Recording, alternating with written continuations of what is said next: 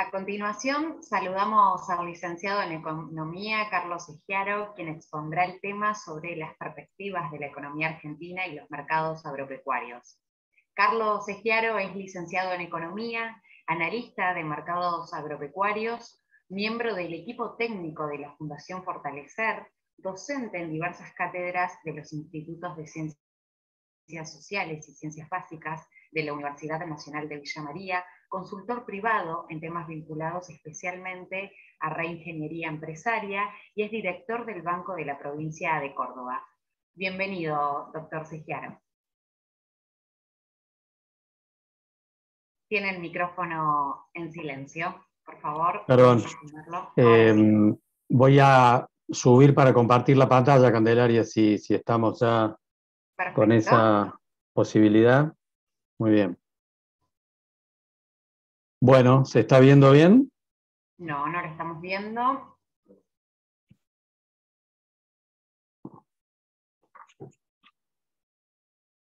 ¿Se está viendo? Ahí sí, Carlos. ¿Se está viendo? Pasá la primera filmina, a ver.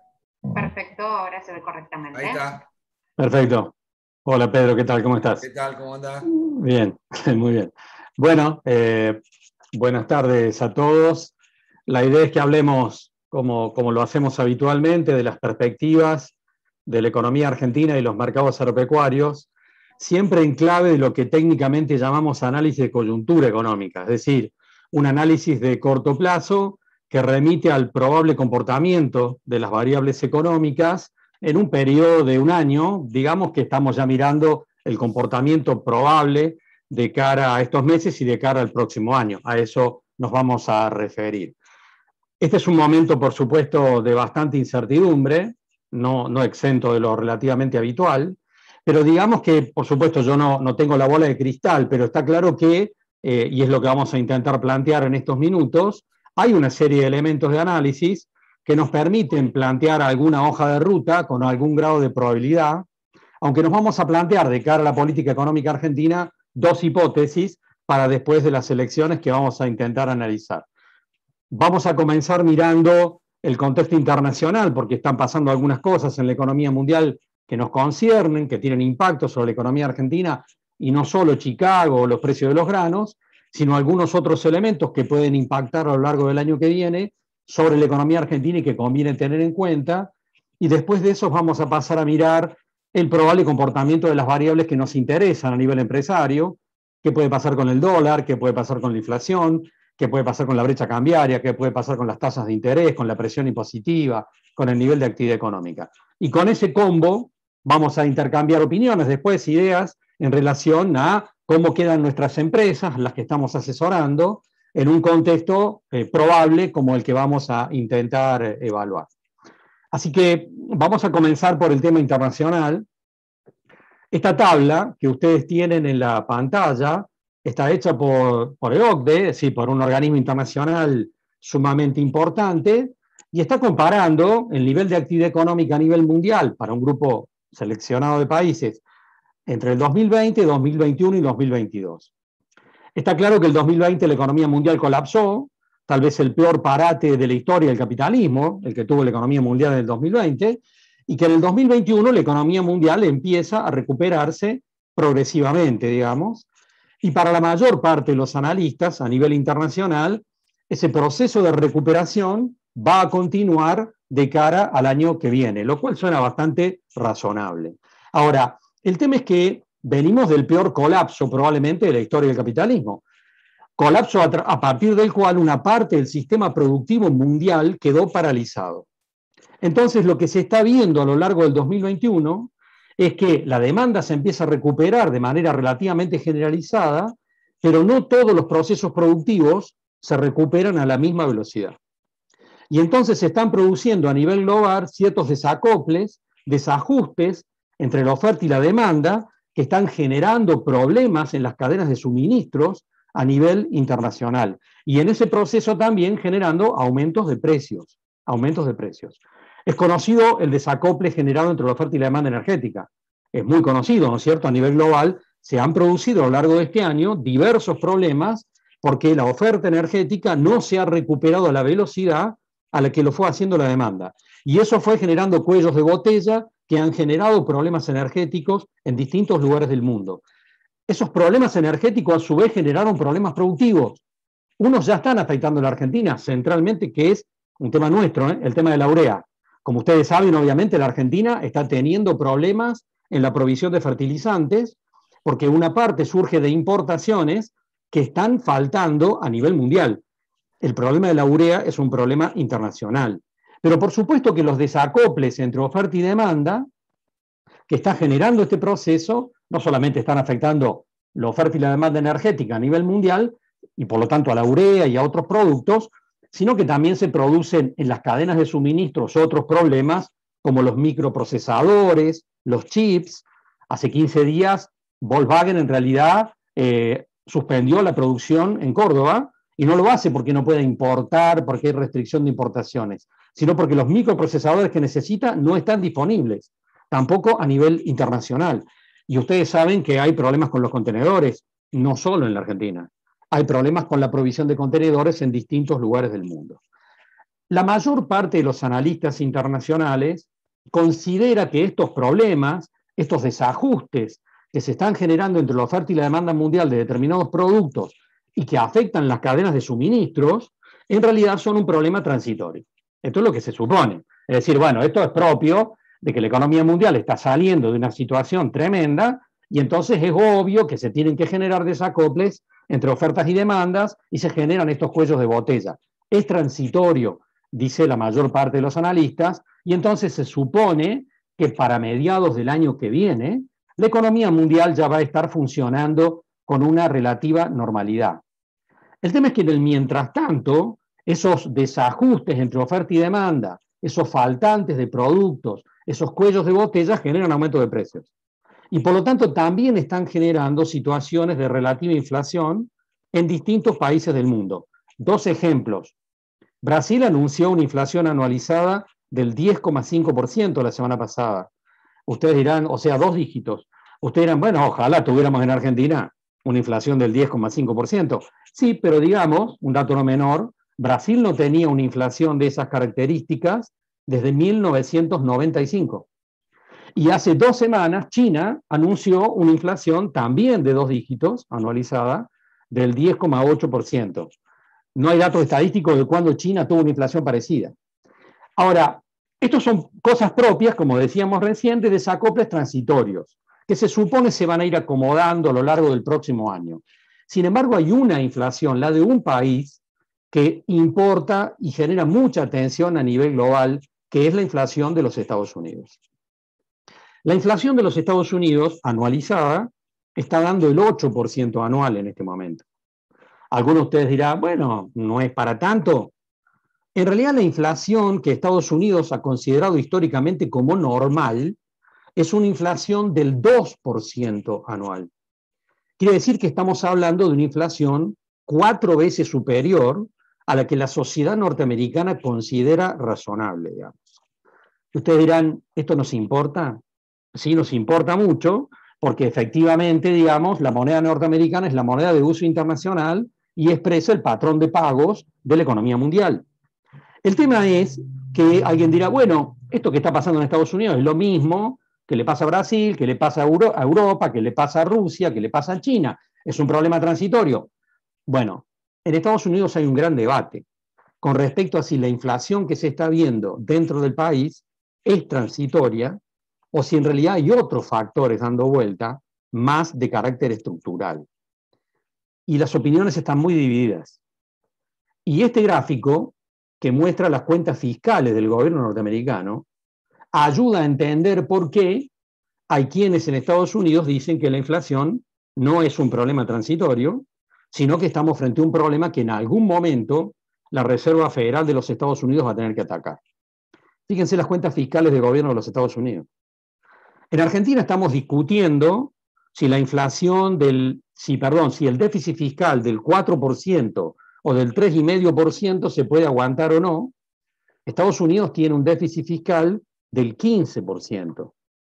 Y fíjense en la serie histórica lo que significa esto.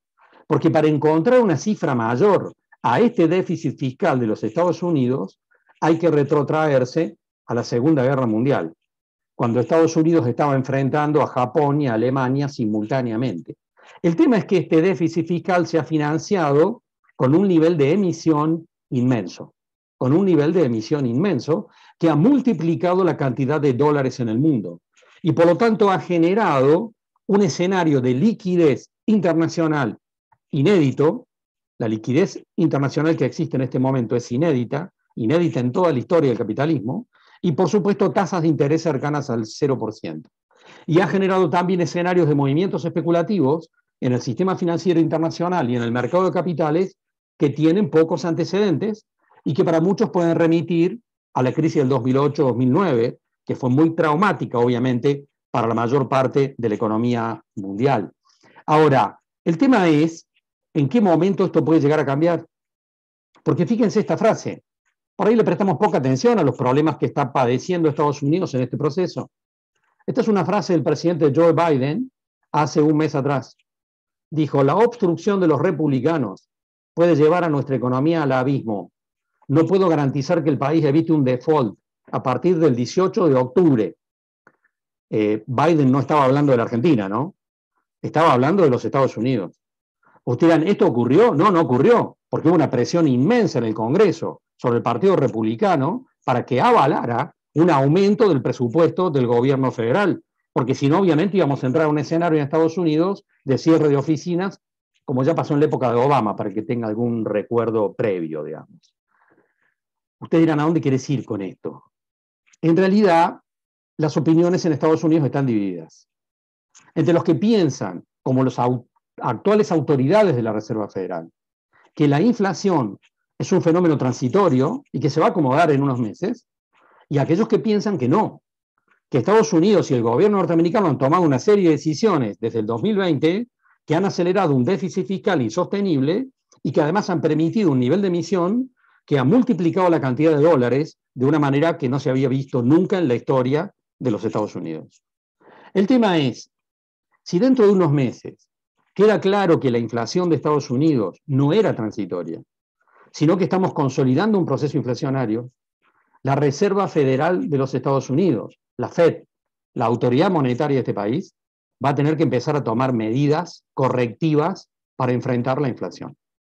Lo primero que va a hacer, tal vez antes de fin de año o a comienzo del año que viene, si se cumple este pronóstico, es que va a dejar de comprar los bonos del Tesoro de los Estados Unidos.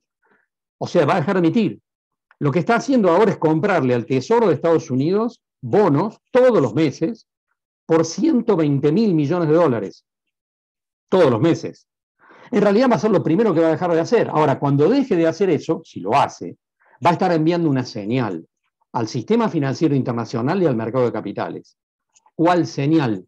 Que lo que sigue después es un aumento de las tasas de interés en los Estados Unidos.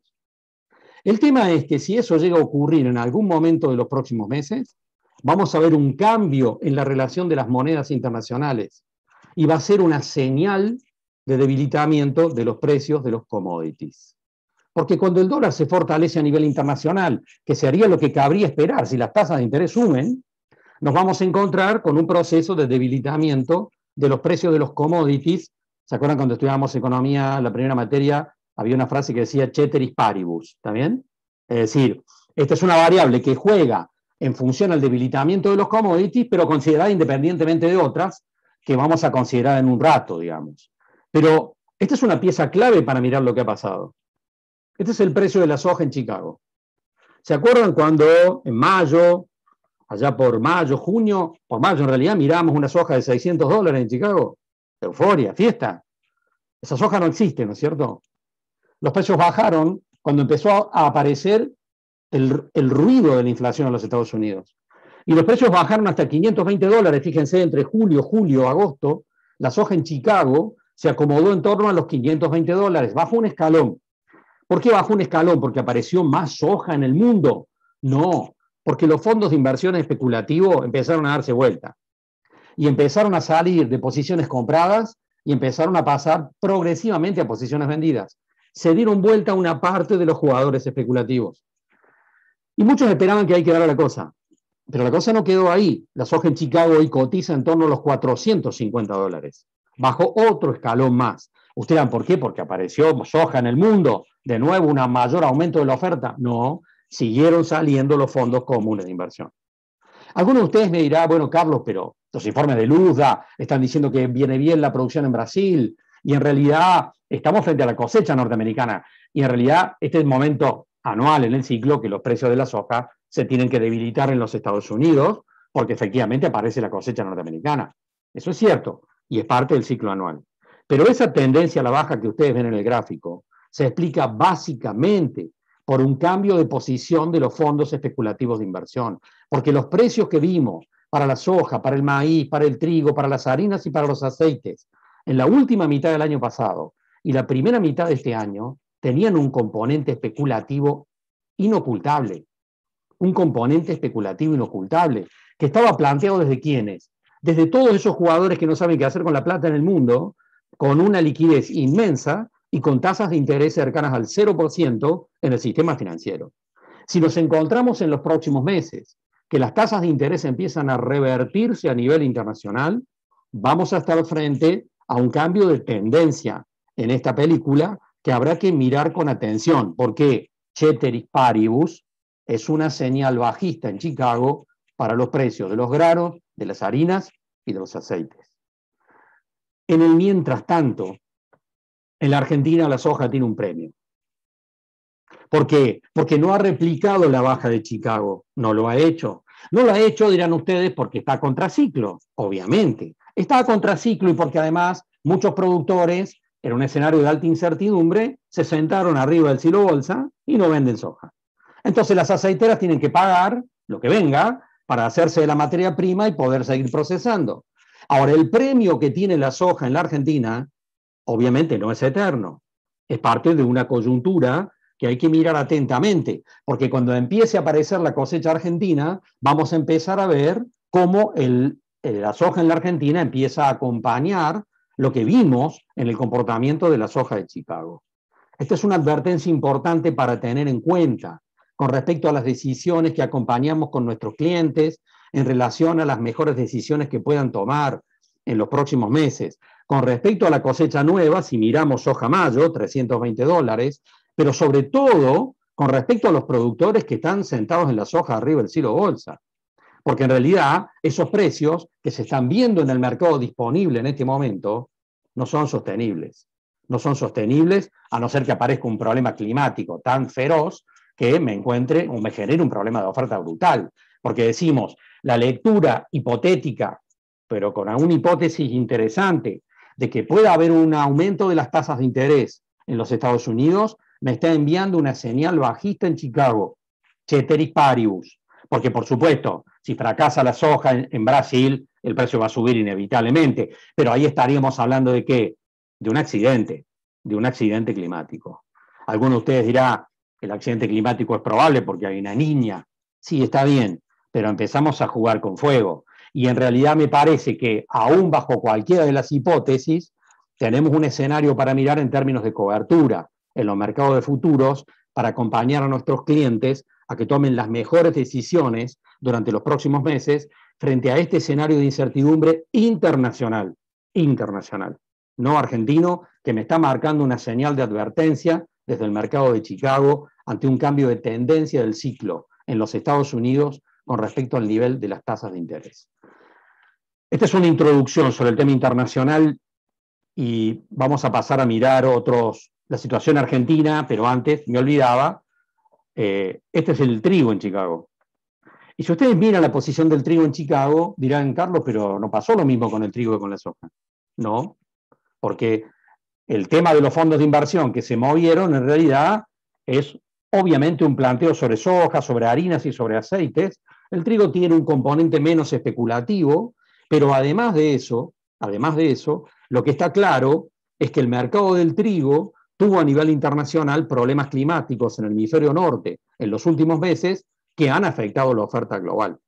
Problemas en Estados Unidos, problemas en Canadá, problemas en Alemania, problemas en Rusia y en Ucrania, problemas en China. De tal forma que la oferta de trigo es acotada y esto nos da una excelente oportunidad vista desde la Argentina, que vamos a tocar en un ratito cuando hablemos del trigo de enero, $240, ¿sí? Aún con una cosecha argentina que podría estar entre los 19 y las 20 millones de toneladas, lo cual expresaría una cosecha récord con precios cercano al récord. Un dato muy interesante, pero que vale la pena también evaluar en términos de consideraciones. Cuando nos reunamos con nuestros clientes, evaluar el escenario de los próximos meses. Pero está claro que acá hay que agregar. Alguien podrá decirme, Carlos, bueno, entonces si las tasas de interés empiezan a subir en los Estados Unidos y hay un cambio de ciclo a nivel internacional y los fondos de inversión especulativos se dan vuelta, los precios se van para abajo, ¿hasta dónde va a llegar la baja? Si llegara a ocurrir así. Hay un elemento tranquilizador. Y el elemento tranquilizador es que los niveles de stock de prácticamente todos los granos, harinas y aceites a nivel internacional son bajos. Esto nos da un piso, digamos, en relación a la posibilidad de que los precios bajen, lo cual puede ocurrir, pero nos da cierta tranquilidad de que no van a bajar hasta derrumbarse, porque los niveles de stock a nivel internacional para prácticamente todos los productos son realmente bajos. Y eso es un elemento de tranquilidad. Dicho esto, pasamos a mirar la economía argentina. Y pensemos por un momento, por supuesto, en lo que ha pasado después de las PASO y en la disputa que se generó con respecto al gabinete, y digo al gabinete económico porque en esa semana posterior, ¿no es cierto?, a las elecciones, hubo un ruido inmenso dentro del oficialismo, hubo cambio de gabinete, pero el presidente de la Nación logró preservar lo que yo llamaría el gabinete económico. Es una manera de decirlo. Porque digamos que las decisiones de política económica en la Argentina están en manos de 3 personas, básicamente. Miguel Pelle, presidente del Banco Central, Martín Guzmán, ministro de Economía, y Matías Culfas, ministro de la Producción. Esas 3 personas son el tridente sobre el que descansa la política económica en la Argentina, la política económica, fiscal y monetaria. Esos 3 jugadores articulan entre ellos, mal o bien articulan entre ellos, y definen todas las decisiones que se fueron tomando en la economía argentina desde que Alberto Fernández es presidente de la Nación. Como ustedes saben, hubo una presión para desplazar a algunos de estos jugadores en la semana posterior a las PASO, particularmente al ministro Guzmán, y el presidente logró preservar este equipo, logró preservarlo. Las decisiones que se tomaron estuvieron marcadas hasta las elecciones básicamente en 2 ejes, ¿no es cierto? Un aumento del gasto público para intentar revertir parte del problema que generó la pérdida de las elecciones, con planes sociales, salarios mínimos, aumento de las jubilaciones, bonos, etcétera, algo esperable, y más regulaciones en los mercados frente al problema inflacionario que estaba arriba de la mesa, digamos. Un comentario o 2 comentarios vamos a hacer. El primero mostrando el gráfico que sigue, porque hubo mucho ruido con respecto a que el aumento del gasto público que se planteaba después de las PASO iba a desequilibrar las cuentas fiscales. Esto finalmente no ocurrió. En realidad, si ustedes recuerdan, hubo un reto de la vicepresidenta hacia Martín Guzmán en la semana siguiente, diciéndole que no había cumplido con las pautas presupuestarias. Lo cual es cierto, estaban subejecutadas las partidas presupuestarias. En realidad Martín Guzmán estaba cuidando la caja, obviamente, en la negociación con el Fondo Monetario, pero el presupuesto decía que el déficit tenía que ser del 4,5%, y hasta ese momento era del 2,1%. En realidad, las cuentas fiscales, alguien dirá, bueno, después de las PASO le dieron rosca al gasto público y van a terminar en el 4%. Bueno, todo indicaría que no. Porque acá hay una cosa que no se está diciendo y en realidad es parte de una realidad que está viviendo el gobierno argentino, que están viviendo los gobiernos provinciales y que están viviendo la mayor parte de los municipios y los jefes comunales. ¿Cuál? Que las cuentas se han ido descomprimiendo. Por algo que ustedes saben, que sabemos todos. La inflación licúa el gasto público. Y en realidad el gasto público se ha venido licuando todo este año con el proceso inflacionario. Por eso ustedes verán que los intendentes y los jefes comunales en Santa Fe no están desesperados con las cuentas. En realidad, no digamos que están totalmente tranquilos, pero están relativamente tranquilos, como lo está la mayor parte de los gobiernos provinciales y por supuesto también la nación.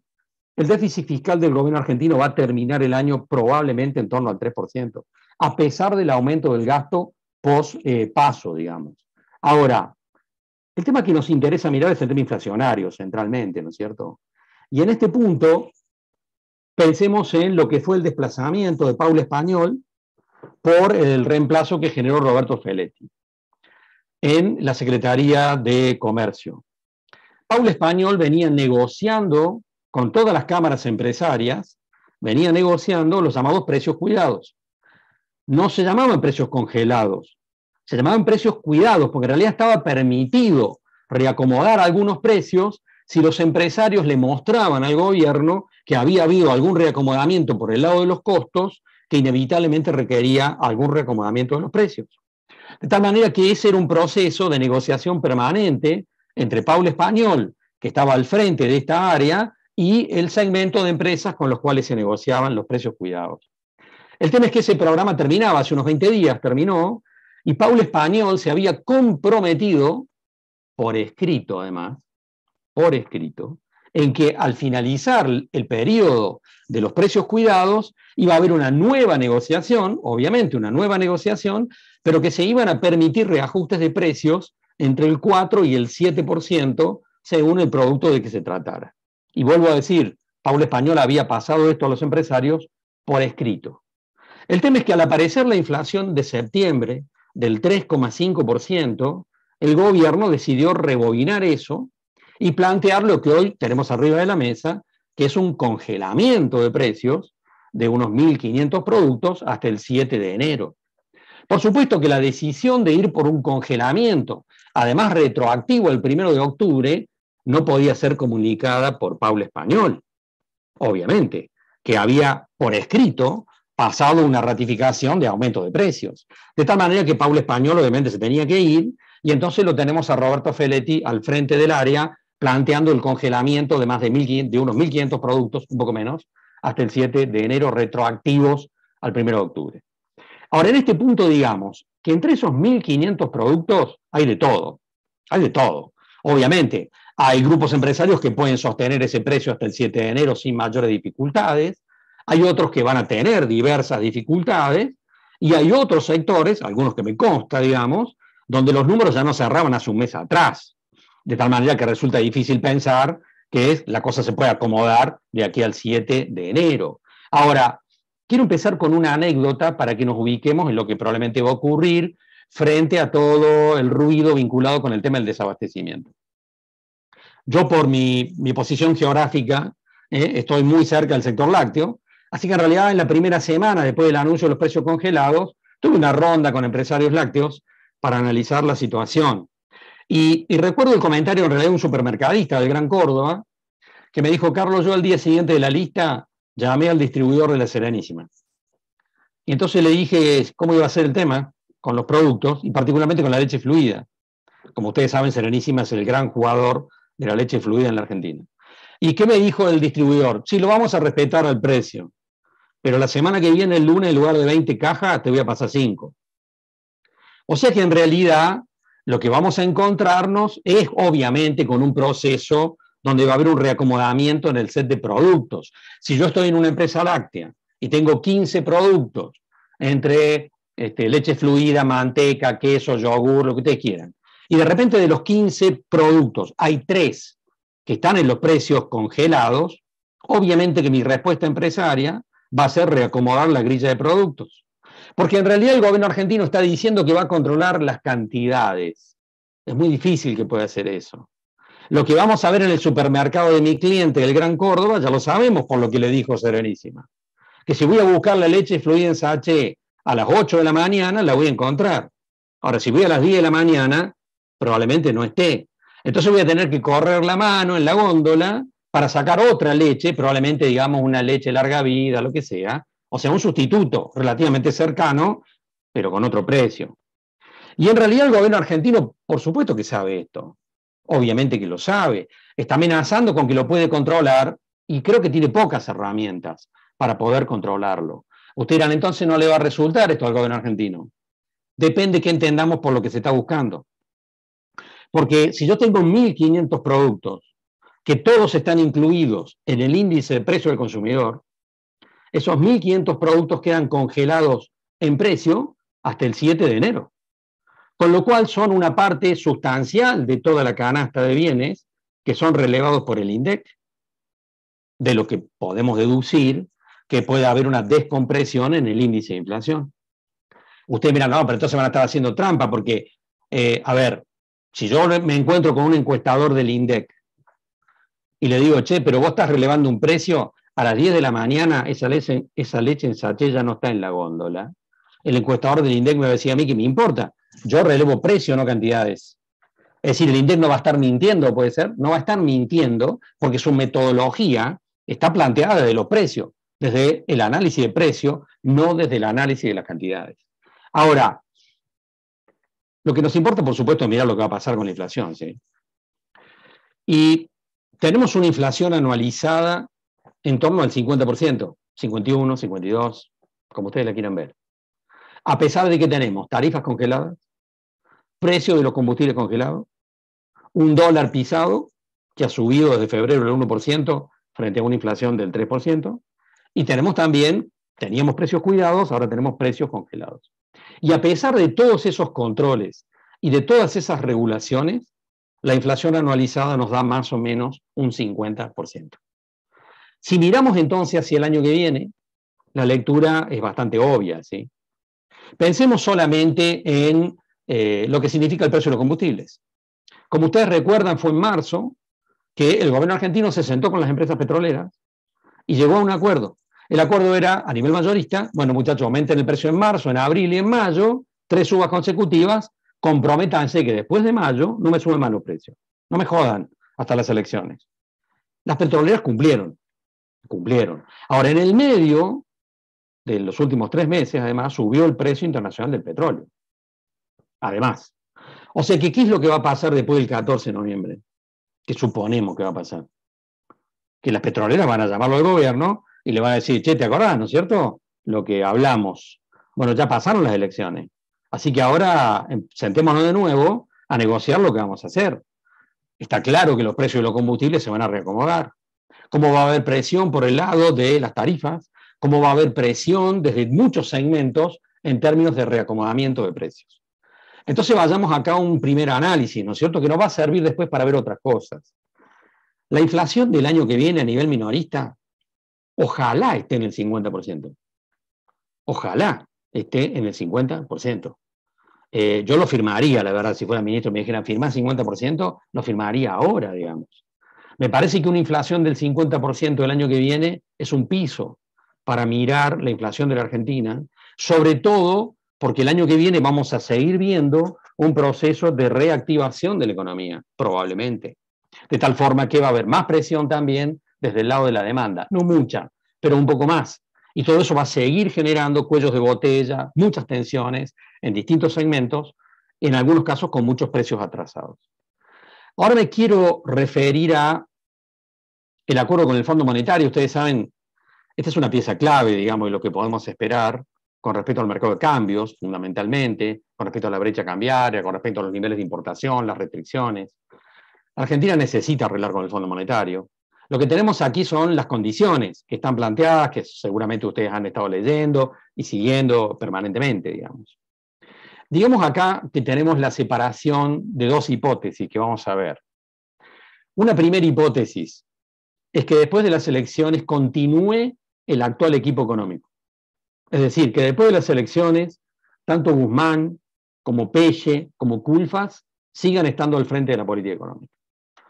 Si estos funcionarios siguen al frente de la política económica, va a haber acuerdo con el Fondo Monetario Internacional. Va a haber acuerdo con el Fondo Monetario Internacional, más o menos dentro del esquema que estamos mirando en esta imagen. Más o menos dentro de ese esquema. Convengamos que el Fondo Monetario Internacional tiene tanto o más interés que en la Argentina. Tiene tanto o más interés que en la Argentina de arreglar. Porque pensemos que el Fondo Monetario Internacional tiene en la Argentina puesto el 60% de su masa prestable. El 60%. O sea que si la Argentina entra en default, bajo la norma de Basilea, el Fondo Monetario Internacional tendría que pasar a la quiebra. Tendría que pasar a la quiebra. Porque el 60% de su deuda está con la Argentina. O sea que para las normas internacionales financieras que respetan todos los bancos del mundo, el Fondo Monetario pasaría a la quiebra si la Argentina entra en default. Obviamente, el Fondo Monetario tiene interés en que eso no le ocurra, por supuesto. Y por supuesto que entonces hay un proceso de negociación donde estamos escuchando un tire y afloje, porque en definitiva están jugando al póker. Están jugando al póker. Y cada uno intenta sacar un poco más en términos de ese proceso de negociación. Ahora vuelvo sobre lo que me interesa. Si el ministro Guzmán sigue al frente del ministerio, si sigue Miguel Pella al frente del Banco Central, Culfas no es tan relevante en este punto, pero digamos que va a haber acuerdo con el Fondo Monetario.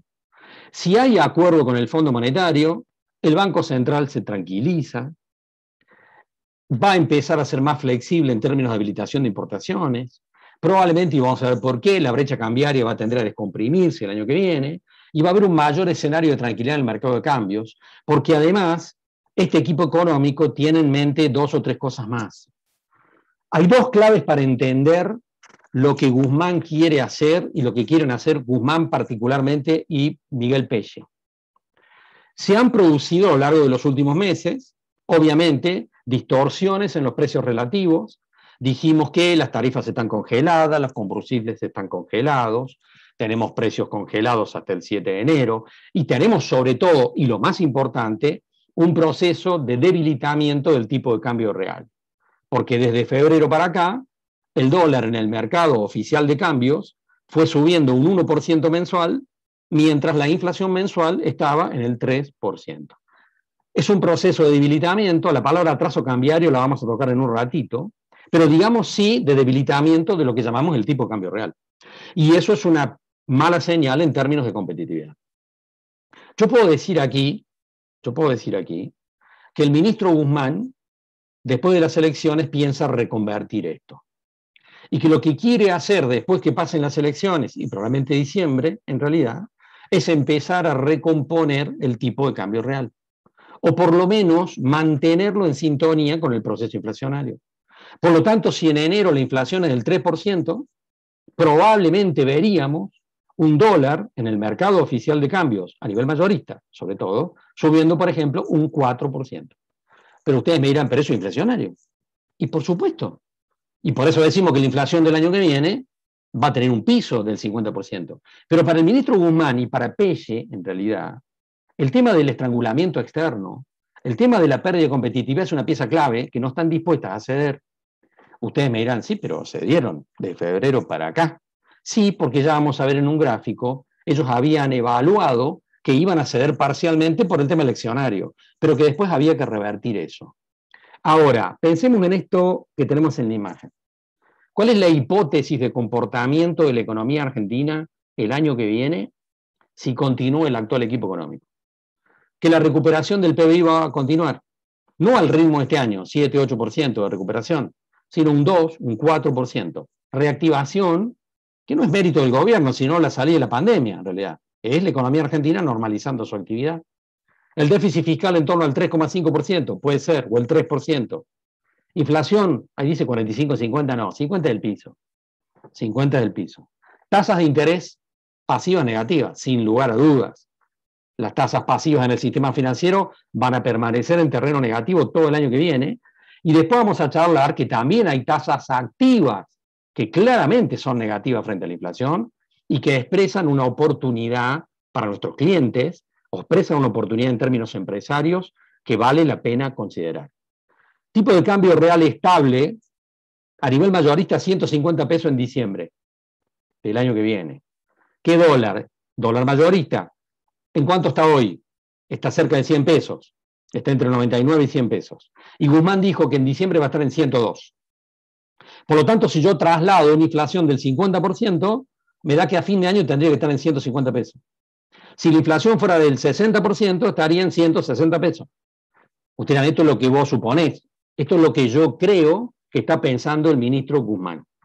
En realidad, tengo algún elemento para saber que no es solo una creencia, sino que son elementos concretos de lo que interpretamos está pensando Guzmán y su equipo económico, si continúan al frente, por supuesto, de esa jefatura de acción.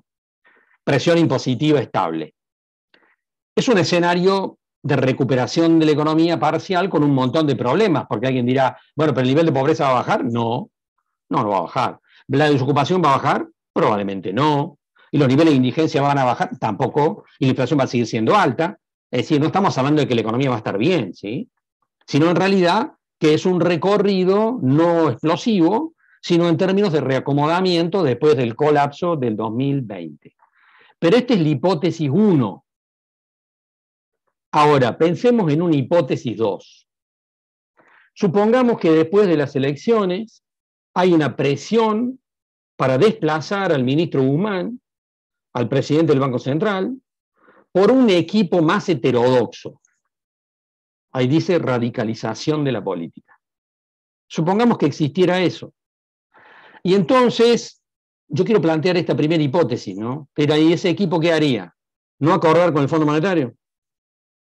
¿Seguir con una política antiinflacionaria pisando variables? Es decir, seguir el año que viene pisando las tarifas, los combustibles, seguir con precios congelados y sobre todo seguir pisando el dólar. Algunos de ustedes dirán, y algo parecido a lo que hicieron en el 2014-2015, los últimos 2 años de Cristina. Sí, solo que el contexto es distinto. Solo que el contexto es distinto. Yo acá quiero decir, pero quiero emitir un juicio en relación a cómo veo esta situación. El ministro Guzmán, el ministro Culfas, Miguel Pelle, al frente del Banco Central, son economistas heterodoxos si los comparamos con Melconian, con Martín Redrado, con Prat Gay, ¿está bien? Son heterodoxos si los comparamos con economistas que podríamos llamar liberales, digamos. Ahora, por supuesto que hay economistas más heterodoxos que ellos. Está claro que sí. Ahora, yo tengo esta visión, que la voy a repetir 2 o 3 veces cuando veamos otras cosas más. A mi manera de entender, estos funcionarios como Guzmán, Pelle y Culfas son el límite que permite una política heterodoxa sin caer en la inconsistencia técnica. Sin caer en la inconsistencia técnica. Son el límite de la heterodoxia que permite la racionalidad económica. Si este equipo económico o algo parecido llega a ser reemplazado por un equipo económico más heterodoxo, que define que no hay que acordar con el Fondo Monetario, que define que hay que seguir pisando las tarifas, que hay que seguir pisando los precios, que hay que seguir profundizando el atraso cambiario, bueno, entonces mi pronóstico deja de ser el que vimos recién, y entonces vamos a un escenario de crecientes dificultades en la administración de las variables macroeconómicas, que a partir sobre todo del segundo semestre del año que viene, a mi juicio, se harían inmanejables. Se harían inmanejables. Por lo tanto, me parece que ir por la hipótesis 2 es ir realmente por un camino sin retorno de la política económica, que va a conducir a la economía a una situación muy difícil a partir del próximo año. Uno podría pensar en una hipótesis 3. Yo la descarto, por más que le puse un 5% para poner algo. Porque hay gente que está esperando el golpe devaluatorio, ¿sí? Y se rumorea y ustedes lo escuchan. Es ridículo. Eso no va a ocurrir. Este gobierno no va a tomar después de las elecciones ninguna medida que vaya en el sentido de un golpe devaluatorio y por supuesto tampoco ninguna de las que están en el listado que ustedes ven ahí, digamos. Ese giro ortodoxo no está en la grilla de lo que puede ocurrir. Pero digamos que la hipótesis de radicalización de la política sí está como una probabilidad. A mi juicio, baja probabilidad, pero no nula. Después de lo que vimos la semana siguiente de las PASO, uno no puede negar que la probabilidad de que esa hipótesis 2 ocurra ya no es nula. Ahora, sigo pensando que lo más razonable es que veamos la primera hipótesis. Ahora, un comentario con respecto al tipo de cambio real. Porque yo escucho por todos lados el planteo de que hay atraso cambiario. A ver, el concepto de atraso cambiario es, por supuesto, un concepto relativo. Es obviamente un concepto relativo. Porque si yo digo el dólar está atrasado, ¿con respecto a qué sería la pregunta? ¿Cuál es el punto de referencia? ¿Está atrasado con respecto a un punto de referencia que considero normal? Bueno, está bien. ¿Cuál es el punto de referencia que yo considero normal, entonces? Lo que ustedes tienen aquí en la imagen es el tipo de cambio real bilateral de la Argentina desde que se fue Cristina Fernández de la presidencia. Allá está diciembre del 2015, al inicio del gráfico. Fíjense cómo el tipo de cambio, ven en la grilla lo que dice A es el 2020. En el 2020, este gobierno, este Banco Central con Miguel Pelle, todos los meses iban moviendo la cotización un poquitito por encima de la pauta inflacionaria del INDEC. Y por eso ustedes ven que el gráfico va levemente para arriba. Y a partir de febrero de este año se anunció algo inverso. Y lo anunció el propio ministro Guzmán, en realidad, ni siquiera Miguel Pelle. Lo anunció Guzmán. Y lo que empezamos a ver desde febrero hasta acá, hasta este mes de octubre también, es que el dólar en el mercado oficial de cambios fue subiendo un 1% promedio versus un 3% de inflación. Con lo cual, el tipo de cambio real, como ustedes ven en la parte B del gráfico, se fue deteriorando. Se fue deteriorando. Ustedes ven dos lecturas que siguen, ¿no es cierto? En líneas de puntos suspensivos. Si Guzmán y Pelle son los funcionarios del año que viene, el camino que sigue es el 1. Si aparece un equipo económico más heterodoxo, el camino es el 2. Ahora, el camino 2 es el camino al abismo, porque es el camino a la pérdida absoluta de competitividad de la economía argentina y un desequilibrio absoluto en el mercado de cambios. Ahora, vuelvo sobre lo que alguno de ustedes me dirá, bueno, pero ¿hay atraso cambiario o no hay atraso cambiario acá? Bueno, miremos el gráfico. Y en realidad, la pregunta vuelve sobre lo mismo. ¿Cuál es el punto de referencia sobre el que me paro para mirar? Si ustedes se ubican en la parte del gráfico del 2016 y el 2017, los primeros 2 años de Mauricio Macri, alguno tal vez recuerde, si no lo recordamos, que el dólar en el mercado mayorista, ese que ahora está en 99 o 100, entre 99 y 100, estaba en 16 pesos. Si yo traslado ese dólar de 16 pesos vía indexación a el presente actual, me daría más o menos 70 pesos. O sea que el dólar mayorista de los primeros 2 años de Macri era un dólar que hoy sería de 70 pesos, no de 99-100. Eso sí era atraso cambiario, ¿está bien? Eso sí era atraso cambiario. Entonces, el debate sobre si ahora hay atraso cambiario o no depende del juicio de valor o de dónde esté parado en la grieta cada uno que tenga ganas de hablar. Ahora, para el gobierno, este gráfico les indica que no hay atraso cambiario. Pero para el ministro Guzmán, el argumento es, hoy no hay atraso cambiario, pero no puedo seguir haciendo esto. Tengo a partir, después de las elecciones, tengo que empezar a recomponer esto. Y tengo que empezar a moverme por la línea que ustedes ven como línea 1. Lo cual indica el inicio de un proceso de reacomodamiento del dólar en el mercado oficial de cambios, más o menos en sintonía con la inflación. Un punto por arriba puede ser, o más o menos en la misma dirección. Yo la verdad es que pensaba que el ministro Guzmán iba a empezar a hacer eso y Pelle en el Banco Central a partir de diciembre. Sin embargo, ahora pienso que lo van a empezar a hacer a partir de enero. ¿Por qué lo pienso? Por una declaración de Roberto Feletti, el que está al frente de los precios congelados.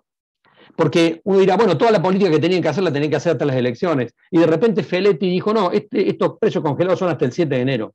Y cuando Feletti habló frente a la prensa, dijo algo claramente, lo dijo textualmente.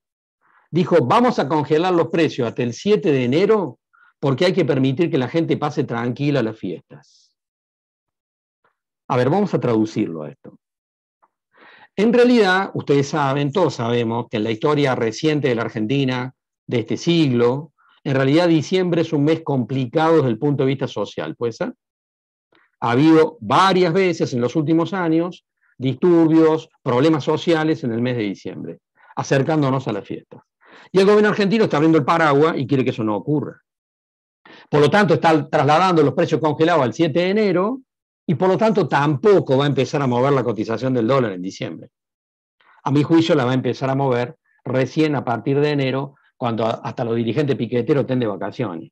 En realidad, mi lectura es que esto es lo que va a ocurrir y en este punto me parece que sería saludable. Y volvemos sobre lo anterior, algunos de ustedes miran, pero todo eso es inflacionario, Carlos. Ah, por supuesto. Lo que pasa es que la teoría económica acá nos da una enseñanza clarísima también, que es la famosa curva de Phillips. Yo en el corto plazo tengo que elegir, ¿estoy por la reactivación de la economía o estoy por bajar la inflación? Usted ahí las dos cosas juntas. No, las dos cosas juntas no se puede. Son incompatibles en el corto plazo. O elijo reactivar la economía o elijo controlar la inflación. Porque el control de la inflación se hace enfriando la economía. Y por supuesto que si venimos de un colapso productivo, suena bastante raro pensar que alguien va a convalidar un enfriamiento de una economía que está hecha percha. De tal manera que está claro que la prioridad va a estar puesta en el proceso de reactivación. Ahora, en este punto, pensemos en los precios congelados y todos los procesos, porque hay un montón de problemas acá dando vuelta. Fíjense el precio del novillo. El gobierno argentino tomó la decisión, ¿se acuerdan?, de frenar las exportaciones. A mi juicio, por supuesto, una decisión horrible, horrible, pero el objetivo lo consiguieron. Fíjense cómo la escalada del precio se descomprimió. Se descomprimió. Ellos consiguieron su objetivo. El objetivo no era que bajara el precio de la carne, el objetivo era que dejara de subir. Y efectivamente ese objetivo se consiguió. A mi manera, de una forma, digamos, que no correspondía, muy traumática, pero en realidad hoy tenemos muchos problemas, por supuesto, en el sector de la carne vacuna, tenemos productores filoteros perdiendo plata, y probablemente vamos a tener hasta el 7 de enero dificultades también en ese punto, como las vamos a tener en el sector lácteo, como las vamos a tener en el sector lácteo. El presidente de la Cámara Láctea, de la industria láctea argentina, dijo después de los precios congelados, los primeros que saltaron fueron los empresarios lácteos, con muchos argumentos. Y el representante de la Cámara, que nuclea las empresas más grandes, dijo, van a ver, ¿cuál es la combinación que tenemos? Tenemos precios congelados con costos que nos están subiendo arriba del 50%. Los costos nos están subiendo arriba del 50% y tenemos precios congelados. Estamos en un momento estacional en que la oferta de leche está aumentando. Y tenemos que recibirle la leche a los tambos, porque no podemos dejar de recibírsela. Y la cantidad de leche viene aumentando por el ciclo anual de producción. Pero la demanda no tiene ninguna euforia. La demanda está bastante estable. Así que el presidente de la Cámara dijo, pensemos lo que es esta ecuación. Aumento de la producción estacional de leche, con demanda estabilizada, aumento de los costos y precio congelado. Entonces, ¿qué dijo el presidente de la Cámara? Y esto cierra bajándole los precios a los productores. Capaz que le bajemos 2 pesos por litro la próxima semana. No sé si lo van a hacer, pero es una amenaza obvia de parte de todos los problemas que se expresan en la cadena de valor, de todos los problemas que se expresan en la cadena de valor y que se traducen finalmente también, tanto en el mercado de la carne vacuna como en el sector lácteo, en un proceso de concentración, porque finalmente los que mejor resisten cualquier proceso son los productores más eficientes, que no de casualidad son los productores más grandes. De tal forma que lo que estamos viendo es un proceso en este punto. Ahora, vamos a pensar lo que sigue. Pensando en el año que viene, bajo la hipótesis de que sigue el actual equipo económico. Estamos frente a una disminución del margen bruto agrícola, que duda cabe. Los precios en Chicago se han bajado un escalón, pero todos los costos en la Argentina han subido. Subieron los precios de los alquileres, subieron los insumos en dólares, y van a seguir subiendo todos los costos en pesos. Porque cuando llegue el momento de la cosecha, el precio de los combustibles y el precio de los fletes va a ser uno bastante distinto del que estamos mirando en la foto en este momento. De tal manera que a mi juicio está claro que el margen bruto agrícola tiene un proceso de descompresión mirando la campaña 2021-2022 con la espectacular campaña que tuvimos esta última, ¿no es cierto? Y además con una niña, con lo cual además estamos frente en algunos lugares a tal vez problemas de rimbes. ¿Puede haber una recuperación parcial en rentabilidad de carnes y de lácteos? Yo creo que sí. Yo creo que sí. Pero en realidad creo que puede haber una recuperación parcial precisamente por todos los problemas que hemos visto en la foto y que venimos viendo. Una parte sustancial de los feedlot han disminuido los niveles de reposición. Quiere decir que en algún momento nos vamos a encontrar con un problema de oferta. Y ese problema de oferta, si no hay una restricción de precios muy fuerte, se va a traducir en un aumento de precios, digamos. Inflación alta, por supuesto que sí. Tasas de interés negativas en pesos, obviamente, tasas pasivas sin duda, y tasas activas, algunas también negativas, que vale la pena mirar, tasas activas. Voy sobre un ejemplo. El año pasado el gobierno sacó una línea de créditos para proyectos de inversión en torno al 25% a tasa fija en pesos a 5 años con un año de gracia. A ver, en un país con una inflación del 50%, que me presten plata al 25% tasa fija con un año de gracia, es lo más parecido a que me la regalen, ¿puede ser? Ustedes, esas tasas no están más. Sí, hay de nuevo esas tasas. De nuevo están. Hay líneas de crédito muy interesantes para mirar, y les voy a mostrar una en un ratito, pensando en esa posibilidad, planteadas para cadenas de valor. Y hasta hace poco alguien me decía, sí, Carlos, hay líneas subsidiadas, pero el sector pecuario no las puede tomar porque tenemos la restricción que nos planteó el Banco Central del 5% del acopio, etcétera, etcétera, estamos invalidados. Esa norma, digo, para el que no lo sabe, fue eliminada hace más de 20 días por el Banco Central. O sea que en realidad hoy no hay restricción para un productor ni para el grupo de productores para ir por líneas de crédito subsidiadas si están detrás de proyectos de inversión. Y en ese punto les muestro este datito de un ejemplito de la semana pasada. La semana pasada conseguimos articular un preacuerdo, estamos trabajando en eso, entre un grupo árabe y un grupo de productores agropecuarios en Suardi, en la provincia de Santa Fe. ¿Para ir por qué proyecto? Por una planta de peleteo de alfalfa, para exportación. Vamos a armar, el proyecto de inversión es de 4 millones de dólares. Los árabes van a poner el 50%, los productores agropecuarios de Suardi van a poner 1 millón de dólares, y el otro $1 millón que corresponde a los productores va a salir de un crédito de jefatura de gabinete de la Nación que va a estar en torno al 25% tasa fija en pesos a 5 años con 1 año de gracia. Digo esto porque a veces estamos mirando todas las amenazas y por ahí no estamos mirando las oportunidades.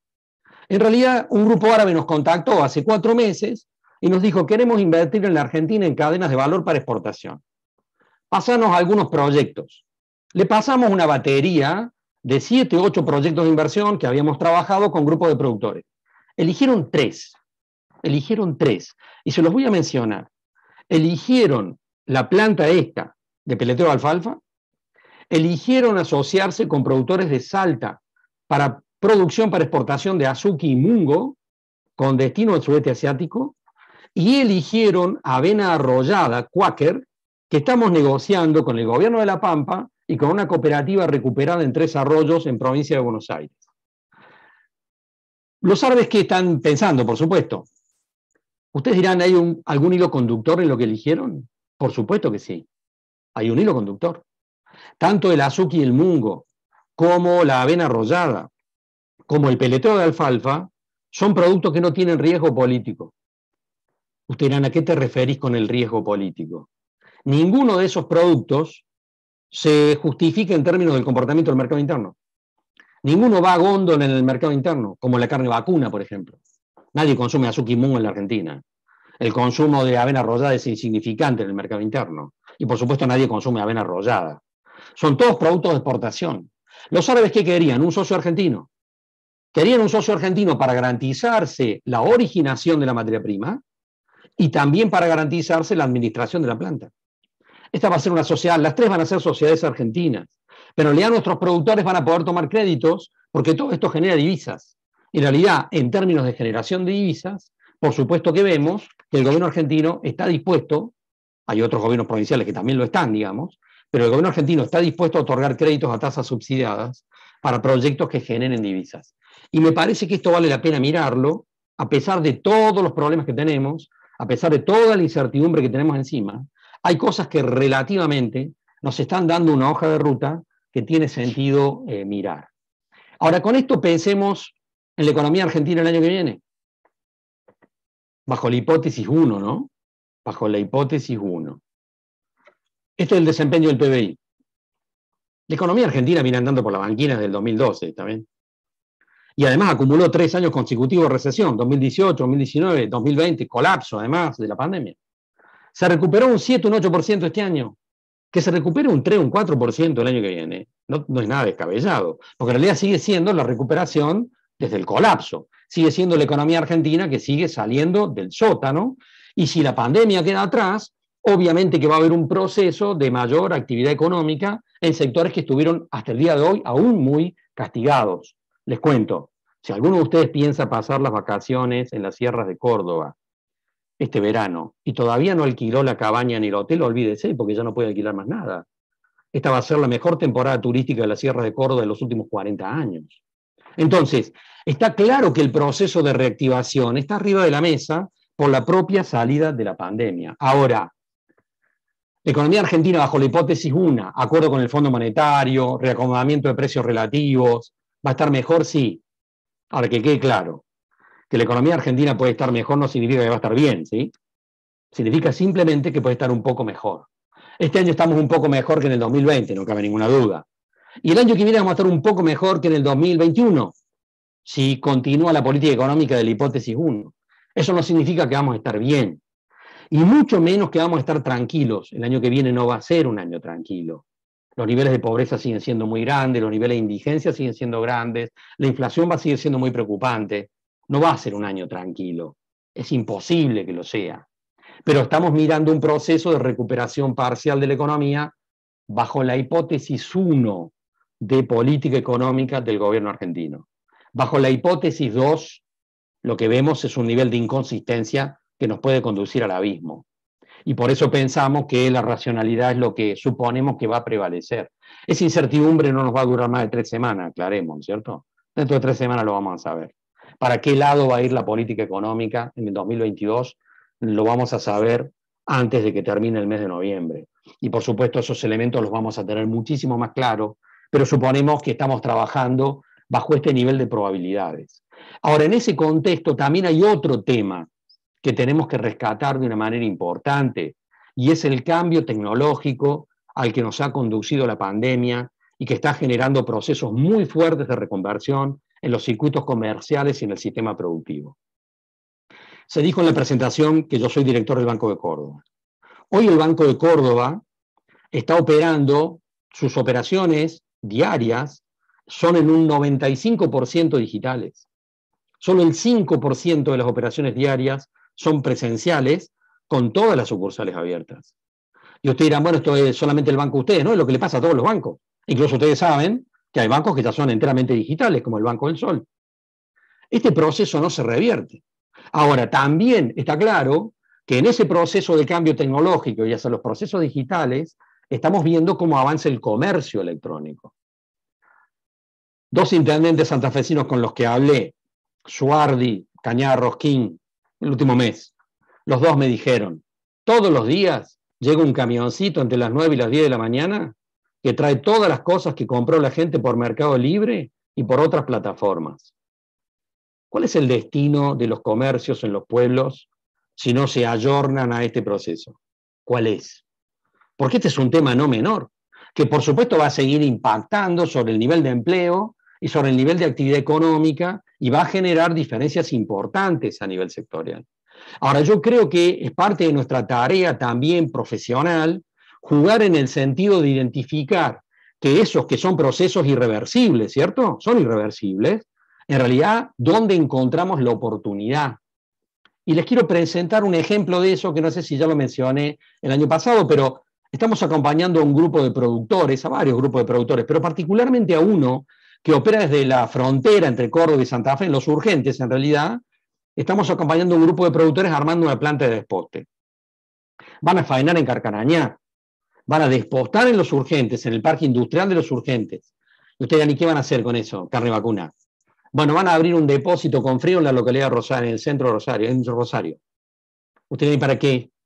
Van a distribuir carne vacuna directamente a domicilio con un sistema de delivery.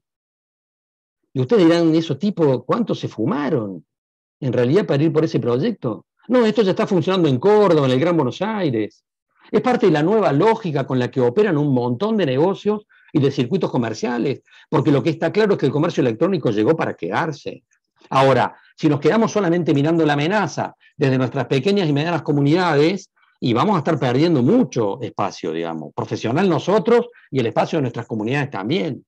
Y nos parece que el esfuerzo que tenemos que plantearnos es precisamente acompañar a nuestros clientes, a los empresarios de nuestras localidades, para pensar cómo dinamizar el empleo y la producción en el sector privado, pensando que estas cosas llegan para quedarse y pensando obviamente que tenemos que jugar un partido virtuoso para poder avanzar en esa dirección. Bueno, yo con esto dejo la presentación y para iniciar en todo caso el debate con ustedes e intercambiar algunas ideas sobre algunos temas que no hayamos abordado o discutir algunas de las cosas que analizamos, porque la verdad que hay mucho para debatir en las cosas que hemos dicho. Carlos, buenas tardes. ¿Cómo estás? Bien. Tengo 2 consultas, pero la primera es sobre la primera planilla que mostraste de la OCDE, referida, digamos, a la evolución de los 3 años Y así como hiciste el comentario de Estados Unidos de la caída abrupta del 2020 y la proyección 2021 y 2022, hay una, digamos, el único, digamos, país que no ha caído en el 2020 y tenés también la proyección. Por ser una economía que es, ¿cuál es tu apreciación acerca, digamos, de la evolución de la economía china y en este contexto, digamos, de disputa política y de potencia con Estados Unidos? Yo creo al mirar no solo a China, ¿no? Sino mirar el conjunto del sudeste de Asia, mi lectura es que el sudeste de Asia en su conjunto, y ahí englobo también a la India, en realidad Vietnam hoy, Indonesia, Malasia, mi lectura es que el sudeste de Asia es la región más dinámica y competitiva del mundo, y que eso ya no tiene retorno. Y por supuesto las respuestas que ofrece Estados Unidos y Europa frente a eso son una creciente hostilidad a través de prácticas proteccionistas.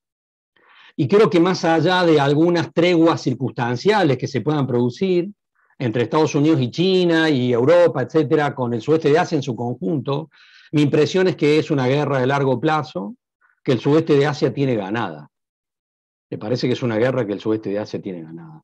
No solamente, digo, por ser la región más competitiva y dinámica del mundo, sino porque además está ganando la carrera tecnológica de punta.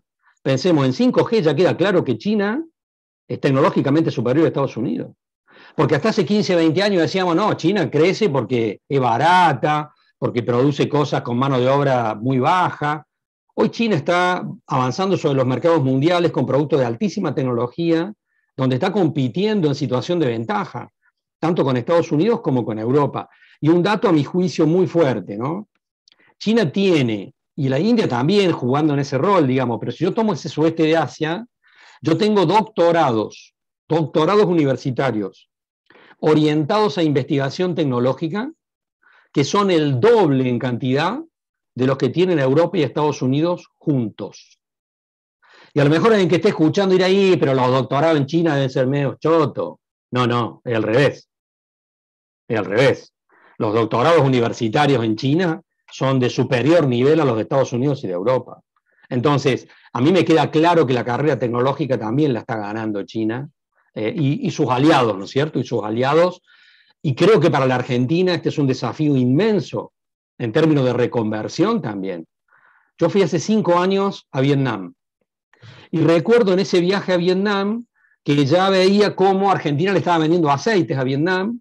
Entraba en los supermercados y vi vino Norton, por ejemplo, que me llamó mucho la atención, pero empezaba el proceso. Ahora, a mí me daba la impresión, mirando lo que estaba viendo en Vietnam, que las oportunidades para Argentina eran inmensas.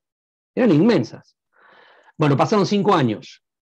Hoy Vietnam es el 4º cliente comercial de la Argentina.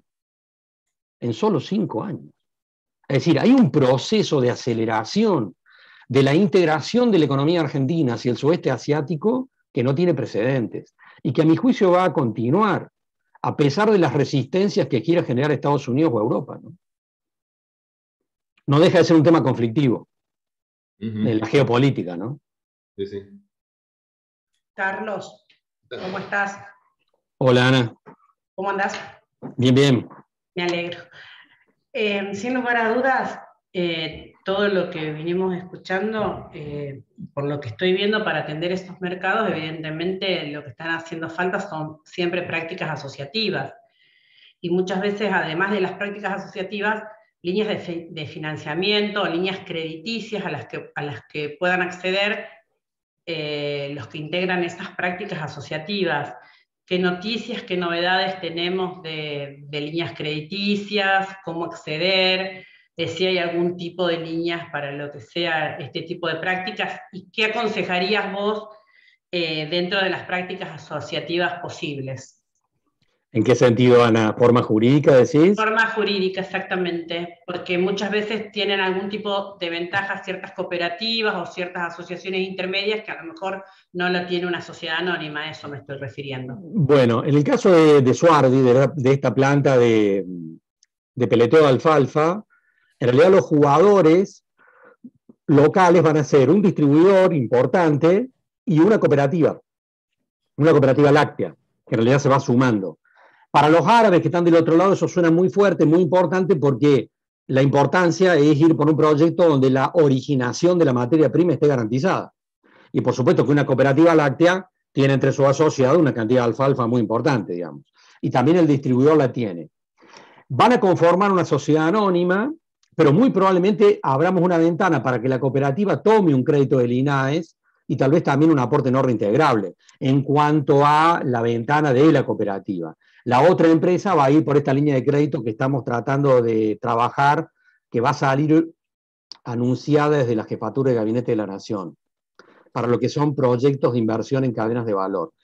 Hay una serie de líneas de crédito que van a estar planteadas fuertemente para aquellos proyectos que generen exportaciones, que generen divisas, y van a tener prioridades porque es una necesidad.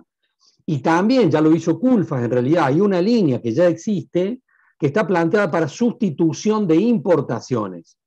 O sea, la Argentina tiene que generar divisas, obviamente, y las va a generar exportando más y también sustituyendo importaciones.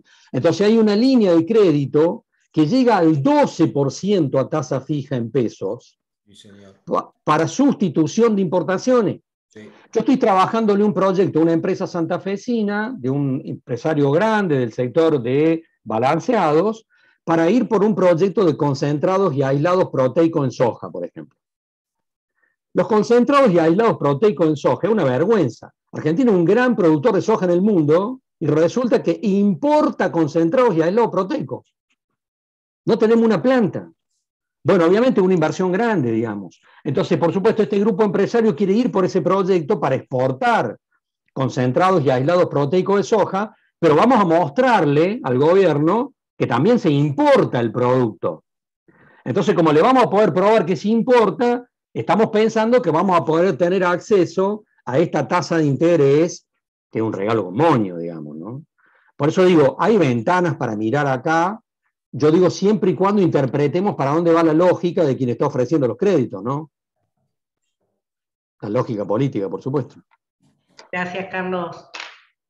Carlos, volviendo un poco a lo que te preguntaba Osvaldo desde el punto de vista geopolítico, nos encontramos que por ahí hay un sector muy importante que presiona para que nosotros nos abramos al mundo para el lado de Europa, hacer que el Mercosur vaya a negociar con el mercado común europeo, donde a mi juicio estamos tratando de negociar con un mercado que nunca nos va a abrir la puerta, porque va, como vos bien decís, y eso lo hemos comprobado, hace una política totalmente restrictiva, porque justamente todo lo que es Asia-Pacífico lo está invadiendo, y me parece que justamente eso es una película ya muerta, porque empujar a que el Mercosur vaya para el lado de Europa, desde mi punto de vista, realmente es ir a un lugar e ir a la nada. ¿Vos qué opinás de eso? Coincido con vos. Europa no va a abandonar sus políticas proteccionistas, no lo va a hacer. La Argentina tiene crecientes complementaciones, digamos, con el sudeste asiático, claramente, digamos, y me parece que el camino es ese. Ahora, en realidad, recién cuando charlamos con Osvaldo, en realidad hay un problemita también acá que tiene que ver con la historia de la Argentina. Porque las relaciones de poder en la Argentina fueron construidas desde Europa y los Estados Unidos. De tal manera que la Argentina está en un punto bastante incómodo de la situación internacional. Porque estamos viendo cómo nuestros negocios se van volcando progresivamente al sudeste de Asia, pero una parte importante de nuestras relaciones históricas en mercado de capitales y sistemas financieros están vinculadas con Europa y Estados Unidos. Entonces, no es tan fácil dar el giro, ¿no es cierto?, en esa dirección, porque pensemos, el 85% de las exportaciones argentinas están en manos de empresas que no son argentinas y que son fundamentalmente europeas y norteamericanas. Entonces, no es tan fácil reorientarnos desde el punto de vista comercial o tomar decisiones en una dirección cuando una parte importante del poder económico en el país está en manos de actores que son europeos y norteamericanos. Gracias, Carlos. Carlos, la otra pregunta o digamos tu opinión al respecto, porque queda claro y coincido con lo que vos planteaste, que el tema de la inflación es un tema, pero no es el tema. Digamos, Yo entiendo también, y mi opinión es de que este tema de la inflación no es un problema monetario exclusivamente, sino que yo creo que hay un problema estructural y múltiples causas. Ahora, ¿cuál es el análisis tuyo de comparar economías, vamos a suponer sudamericanas, donde yo creo que uno de los problemas, y hoy cuando hablaste del tema del control de precios, es la concentración económica y los oligopolios que tenemos desde el punto de vista de la producción y la comercialización, que son los grandes, digamos, sectores donde se imponen los precios. Y en una situación como la de este año, donde tenemos tarifas frenadas, combustible frenado, el tema, digamos, de los ajustes salariales recién están hoy definiéndose varias paritarias. Es decir, ¿cuál es la causal, digamos, por el cual seguimos teniendo nivel inflacionario, más allá de las variables cambiarias? Y vos ves que esta situación se produce igual en otros países de la región. Es decir, digo desde el punto de vista del control oligopólico, de sectores productivos y de comercialización, y sin embargo la inflación es menor. Más allá de que no es, vuelvo a repetir lo que dije al inicio, para mí no es el problema, sino un problema. Bueno, coincido con vos, ¿no es cierto?, en que hoy hasta el Fondo Monetario Internacional ha reconocido que la inflación es multicausal, ¿no es cierto? Ya en el mundo nadie, ni siquiera el Fondo Monetario, dicen que la inflación es un fenómeno exclusivamente monetario, como decía Sturzenegger hace 3 años, ¿no es cierto? Hoy ya todo el mundo queda claro que es un fenómeno multicausal, donde el déficit fiscal y la emisión no es que no haya un fenómeno monetario, también lo es, sino simplemente que no es exclusivamente eso, ¿no es cierto? Y allí intervienen un montón de factores. Yo cuando empecé a ver a comienzos de este año y se debatía el tema inflacionario, yo no sé si en el Congreso del año pasado yo lo planteé así, pero uno de los factores más fuertes que yo percibí a comienzos de este año para decir por qué veía que la inflación iba a seguir siendo muy alta, era que había muchos segmentos empresarios que en el 2020 habían resignado ingresos en el marco de la pandemia y que iban a intentar ir por un proceso de recuperación, lo cual incluía, por supuesto, a sectores oligopólicos, pero también a miles de pymes, que iban a intentar recomponer márgenes de rentabilidad después de lo que había pasado en el 2020. Y que para el gobierno iba a ser imposible controlar eso. Iba a ser imposible, porque en la red de la matriz productiva vos tenés miles y miles y miles de sectores donde iba a haber una pelea permanente por la recomposición de rentabilidad, digamos. Y eso nos condujo a un concepto de la teoría de la dependencia, que es la puja distributiva, ¿te acordás? Entonces, estamos ya metidos en una puja distributiva donde también juegan todos los factores de expectativas. Entonces tenés un combo de elementos muy difíciles de controlar, sobre todo porque además el proceso inflacionario en la Argentina empezó a acelerarse en el 2012, ¿te acordás? Empezó un proceso de aceleración y tiene también su propia inercia, que tampoco se puede, digamos, descomprimir rápidamente. No se puede descomprimir rápidamente. Yo siempre hago, no en un espacio como este nuestro, ¿no es cierto?, pero sí frente a la gente que no tiene formación económica, de decir, bueno, hay que mirar la inflación de un país como la fiebre de una persona, ¿no es cierto? Y la fiebre de una persona no es un problema en sí mismo, sino que está expresando un problema interno del organismo, ¿no es cierto? Y en definitiva, la inflación nos está mostrando desde hace años, nos está diciendo que debajo hay problemas estructurales que la economía argentina no está resolviendo. Y por supuesto que eso nos ayuda a entender también que esto no se va a resolver de un plumazo, ni que si puede resolver esto, digamos, con un golpe de efecto, con una buena ley o con un lindo discurso, ¿no? Desgraciadamente. Sí, sí. Mi impresión es que alguna aspiración que podamos tener de volver a tener una inflación alguna vez de un dígito no es algo que corresponda mirar en la presente década. Perfecto, gracias. Carlos, coincido con vos porque nos está pasando en toda nuestra zona el tema de la oportunidad para desarrollar proyectos de inversión. Eso tenemos que tenerlo en cuenta porque realmente a las tasas que hoy hay oportunidades muy buenas, inclusive hay algunas cuestiones que tienen que ver con el desarrollo de productos sustituyendo importaciones o generando algunos novedosos para el mercado internacional, eso que hace que hoy tenga el apoyo. Acá nosotros en el estudio hemos terminado de hacer 4 proyectos de desarrollo importante de productos nuevos, que tienen que ver obviamente siempre con la parte de maquinaria agrícola, más de todo, pero otras maquinarias que tienen que ver no solamente con la maquinaria agrícola, sino actividades, por ejemplo, de obras viales, de actividades de máquinas especiales para pequeñas cuestiones que tienen que ver con municipios. Y eso hoy es una oportunidad y nosotros creo como profesionales tenemos que trabajar en eso, porque esto que hasta hace unos años era impensado, ahora está. Y bueno, eso significa que podemos acompañar muy bien a nuestros clientes. Y lo que decía Ana, fíjense, hace unos días acá en Amtron, un grupo de productores tomaron un molino que estaba prácticamente parado, y ese grupo de productores armaron una conjunción de trabajo para poner en marcha ese molino y ya empezaron a ver toda la parte de marketing. Por otro lado, 3 productores de corderos, también ayer tuve una reunión justamente y van a tener un proyecto que ya está funcionando y van a tener una financiación especial para hacer lo que dice Carlos. Van a despostar acá en un despostadero municipal y ya tienen armado todo el esquema con varios restaurantes de Rosario que le van a vender cortes especiales de cordero y el resto hacen hamburguesas que la van a vender tipo delivery. O sea que hay una oportunidad y me parece, coincido con vos en tu apreciación para trabajar en ese tema, ¿no?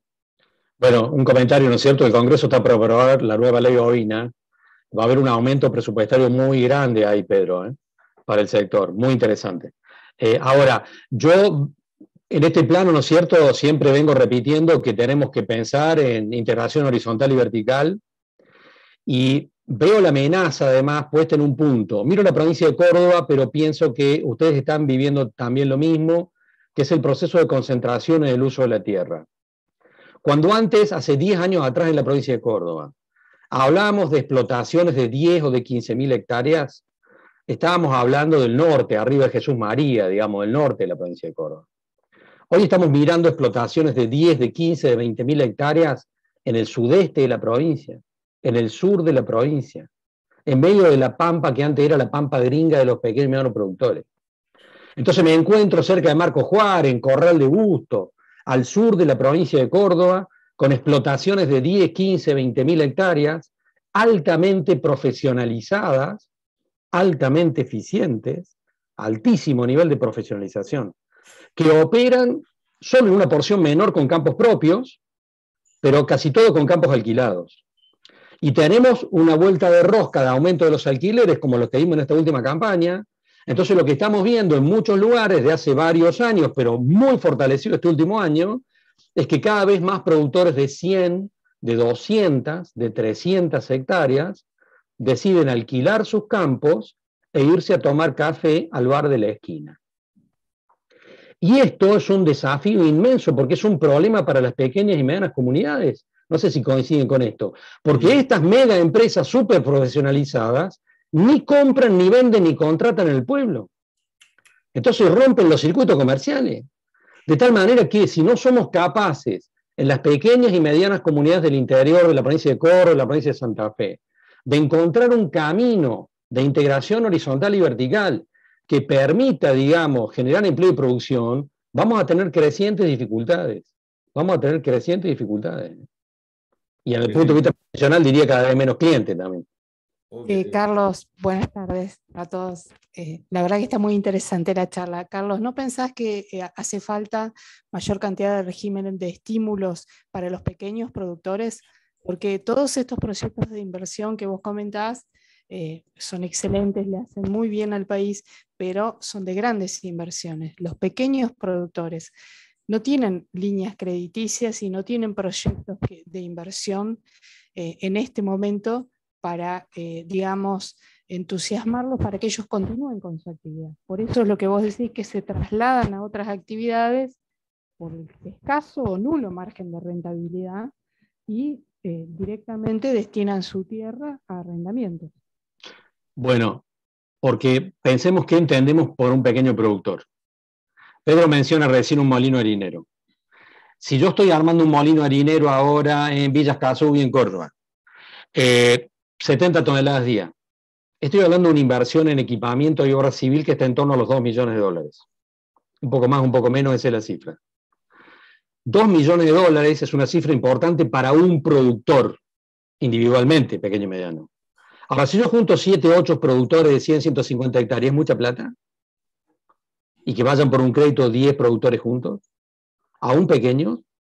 Lo que pasa es que, yo digo, hay líneas de crédito, pero tenemos que pensar, yo digo, integración vertical y horizontal. A mi juicio, los productores chicos no tienen salida si no están dispuestos a ir por prácticas asociativas. Lo que decíamos recién con Ana, puede ser una figura jurídica de la cooperativa, puede ser una sociedad anónima. La figura jurídica se discute después.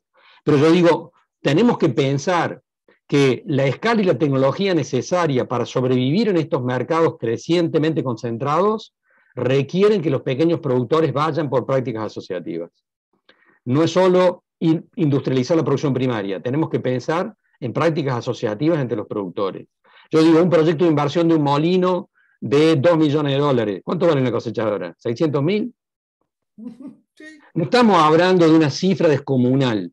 Es decir, si estamos hablando de un grupo de productores, ¿no? Si estamos hablando de un grupo de productores, no es una cifra descomunal y ahí los créditos aparecen. Porque además, las líneas de crédito que yo estoy viendo que están saliendo son más permeables si se trata de prácticas asociativas que si son actores individuales. Precisamente con esta lógica, ¿no? Claro. Lo que pasa es que tenemos un problema inmenso, que ya sabemos todos, ¿no es cierto? Y es que el individualismo prevalece de manera muy fuerte. Cultural. Una bueno, cuestión cultural, pero evidentemente. Es el tema a vencer, es el tema a vencer. Exactamente. Es Bueno, una pero cuestión cultural. Es un trabajo de escuela que hay que hacer.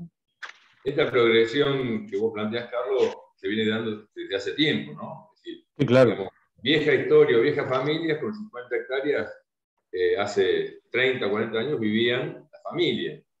Y hoy no le alcanza ni el alquiler, digamos, para vivir una familia. Con lo cual, la economía de escala ha cambiado totalmente, ¿no? Y eso, si no lo entendemos, realmente va a ser un problema. Eso es cierto. Porque además esas mega empresas agropecuarias son más eficientes. ¿Te acordás? Hace 30, 40 años atrás se hablaba del latifundio y el latifundio era ineficiente. Pero ahora es al revés. En realidad estas mega empresas profesionalizadas son mucho más eficientes y por lo tanto tienen una capacidad dinámica mucho más fuerte para llevarse por delante al resto, ¿no? Sí, señor. Ana, para la forma jurídica que vos decías, nosotros vamos a armar una UTE Claro. y de esa manera cada uno mantiene, o sea, fue, digamos, la zanahoria para decir que cada uno mantenga su individualidad, pero vamos todos juntos en el negocio. Claro. Bueno, hubo que convencerlo, no fue fácil, pero creo que vamos por buen camino en eso y creo que puede ser un puntapié inicial para que otros lo imiten, esa es la idea, ¿no? Que lo imiten. Fíjate vos, Pedro, hay un tema muy interesante con respecto a los molinos harineros, que es el siguiente. Hay una discusión tecnológica que es importante porque hay un cambio tecnológico muy fuerte en los molinos harineros que hace a las nuevas tecnologías con respecto a las viejas. Pero en realidad hay un tema muy importante que hace a la fortaleza del grupo de productores como los que vos estás impulsando. No es lo mismo que un molino no tenga originación garantizada a que la tenga. Yo estoy viendo molinos harineros que tienen la originación en sus manos, son mucho más dinámicos y rentables que los molinos que no tienen originación. Porque el que no tiene originación propia empieza a pagar el pato cuando no hay trigo dando vuelta en la zona. Claro. Mientras que si el molino tiene una base de originación, yo veo en un debate, digamos, de 20, 30 molinos con los que tenemos relaciones en distintas provincias, los que tienen originación propia son los que van para adelante. Los que no tienen originación tienen dificultades. Tienen dificultades. Y esto pasa en todas las cadenas. Vos no te vas a encontrar en el sector manicero de Córdoba un exportador que no tenga el 80% de originación propia. Lo que compra es un complemento, digamos.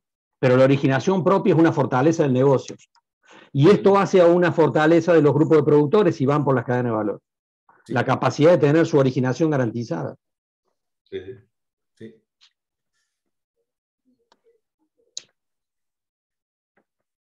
Bueno.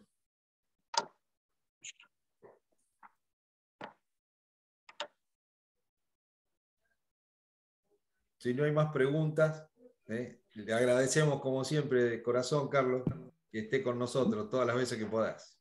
Bueno, un saludo para todos. Un abrazo. Carlos, ¿Sí?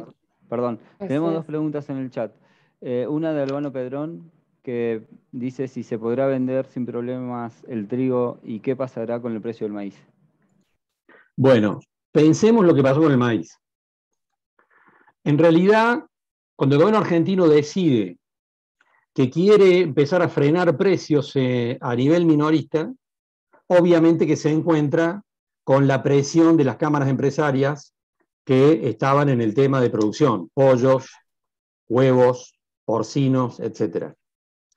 La decisión de frenar, de limitar la exportación del remanente de la cosecha vieja, la decisión del gobierno argentino de limitar la exportación del remanente de la cosecha vieja, yo digo, lo digo con algún conocimiento, no fue una decisión trasnochada de un funcionario que se quedó una noche sin dormir, sino en realidad que fue una negociación con las cámaras empresarias vinculadas a pollos, a porcinos, a huevos, etc.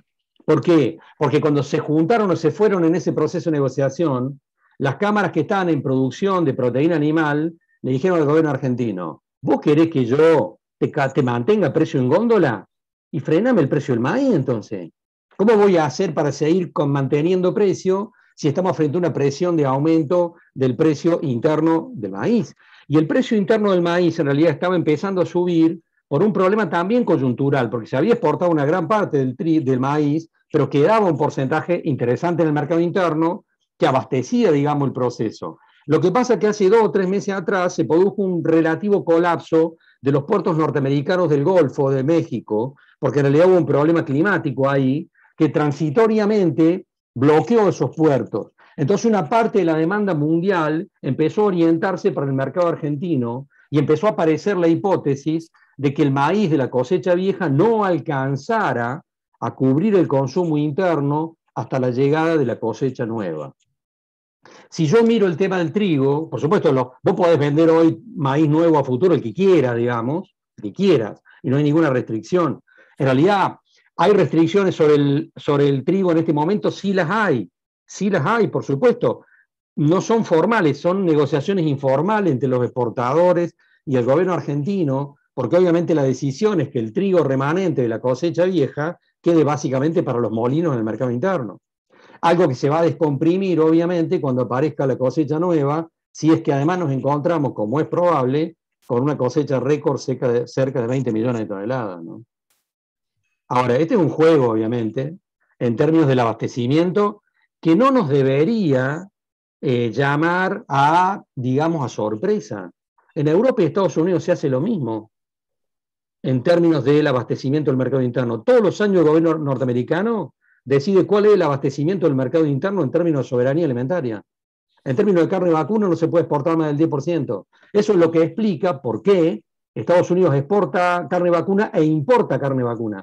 Porque ese es el juego de los frigoríficos que tienen que cumplir con las normas que estableció el gobierno norteamericano para garantizar el abastecimiento interno. Lo mismo hace Europa, por supuesto. No, hay otra consulta más de José Ricardo Agüero. Consulta: ¿hasta cuándo se puede mantener el cierre de exportaciones de carnes con la pérdida que hoy ya tiene el sector por esta medida? Yo supongo que si después de las elecciones vemos a este actual equipo económico manteniéndose en sus funciones, y en ese proceso vemos, por supuesto, que Julián Domínguez sigue siendo el ministro de Agricultura, vamos a ir a un proceso de descompresión progresiva de las exportaciones de la carne vacuna. Es lo que supongo que va a ocurrir. Muchas gracias, Carlos. No hay más. Pero vuelvo a repetir, yo creo que fue una decisión lamentable la del gobierno argentino, porque se pudieron haber tomado otras medidas yendo en la misma dirección, mucho menos traumáticas que esa. No hubiera dudas. Muchas gracias. Bueno, un saludo para todos, un abrazo. Ojalá Chao, Carlos, podamos vernos presencialmente en momentos cercanos. Exactamente. Gracias. Chao, Carlos. Chao, buenas tardes. Agradecemos la participación del doctor Carlos Segiaro.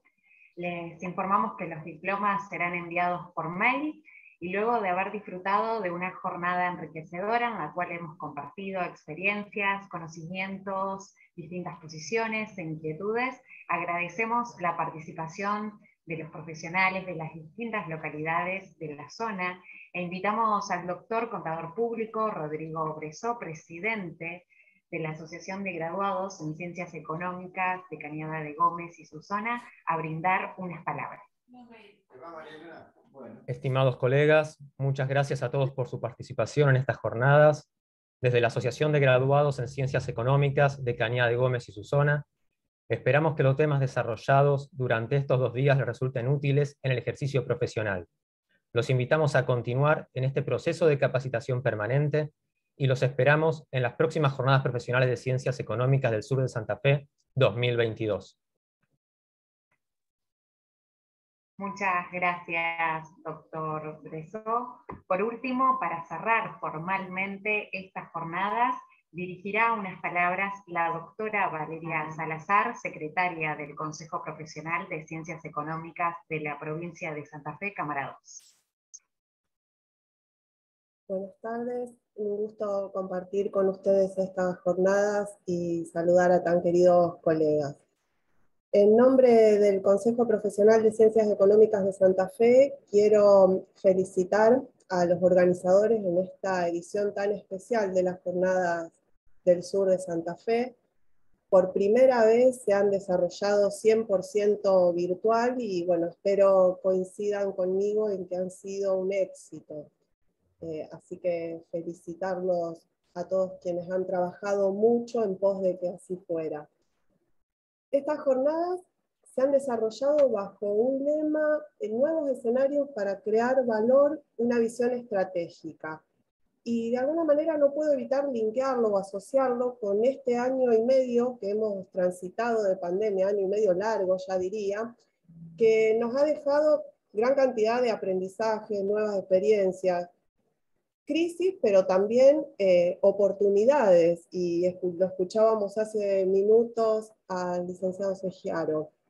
Los profesionales en ciencias económicas realmente nos hemos podido adaptar, nos hemos reinventado, hemos resuelto diversas situaciones que se nos presentaban en un contexto que era totalmente inédito y extraordinario. Acompañamos y asesoramos a nuestros clientes. Así que, bueno, sin duda que este nuevo escenario fue una oportunidad para todos los profesionales en este agregado de valor. Y desde las instituciones, tanto consejo como los colegios, asociaciones que nuclean a los graduados en las distintas localidades, se ha trabajado mucho también para estar cerca de los profesionales, de nuestros profesionales, facilitándoles el ejercicio profesional, brindándole las herramientas para que pudieran continuar trabajando y fundamentalmente capacitándose. Y bueno, hoy estando aquí en esta jornada hago foco principalmente en la capacitación, porque estamos convencidos de que la actualización, la capacitación profesional es el pilar fundamental para lo que tanto ansiamos, la jerarquización de nuestra profesión, el reconocimiento y la revalorización de nuestra profesión, ¿no? Así que eventos como esta jornada son sin duda una gran contribución para esto, para poder agregar valor a los servicios profesionales que hoy estamos brindando. Transitamos 2 tardes maravillosas abordando distintos temas desde lo técnico, de actualidad, de distintas disciplinas. Gratamente nos han acompañado excelentes disertantes, un placer haberlos escuchado. Pudimos plantear distintas opiniones, debates, así que no tengo más que palabras de agradecimiento para todos, para la organización, un caluroso aplauso para todos los disertantes que hemos tenido y para todos los asistentes que nos han acompañado, quizá muchos cansados ya de tantas actividades por Zoom, pero aún así hemos tenido una gran cantidad de asistentes. Así que voy a dejar formalmente cerradas estas jornadas, deseando que hayan sido para todos ustedes una valiosa experiencia, y bueno, los esperamos la próxima, en la edición 2022. Así que buenas tardes y gracias a todos. Muchas gracias, doctora Salazar. Agradecemos una vez más su participación y será hasta un nuevo encuentro hasta el año que viene. Muchas gracias. Chau, chau.